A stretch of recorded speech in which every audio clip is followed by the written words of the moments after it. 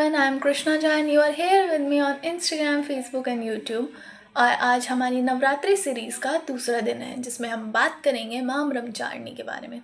माँ ब्रह्मचारिणी का रूप तपस्या, त्याग और अखंड भक्ति का प्रतीक है। ब्रह्मचारिणी शब्द का मतलब है जो ब्रह्मचार्य का पालन करती है, जो अपनी तपस्या से ब्रह्म ज्ञान को प्राप्त करती है। माँ पार्वती ने इस रूप में सहस्र वर्षों तक कठिन तपस्या की थी भगवान शिव को अपने पति के रूप में प्राप्त करने के लिए।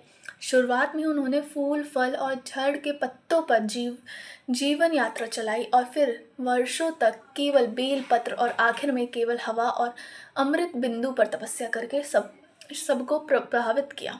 उनकी इस तपस्या के बल पर उन्हें माँ ब्रह्मचारिणी के नाम से जाना जाने लगा। उनके हाथ में जपमाला और कमंडल होता है। जपमाला तपस्या और भक्ति का प्रतीक है और कमंडल संयम और त्याग का। माँ ब्रह्मचारिणी के चरण दर्शन करने से जीवन में धैर्य, संतुलन और ज्ञान की प्राप्ति होती है।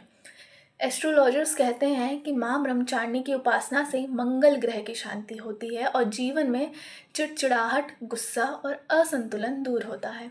नवरात्रि के दूसरे दिन का शुभ रंग है लाल, जो ऊर्जा और समर्पण का प्रतीक है। इस दिन भक्तों को गुड़, मिश्री या शक्कर से बना प्रसाद अर्पित करना शुभ माना जाता है।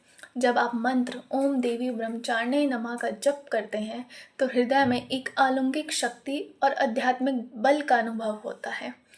डे 2 हमें सिखाता है कि जीवन के हर चुनौती में अगर हम धैर्य, तपस्या और निष्ठा से बने रहें तो असंभव भी संभव हो जाता है। कल हम मिलेंगे डे 3 के साथ, जहां हम जानेंगे माँ चंद्रघंटा के रूप को। नमस्कार।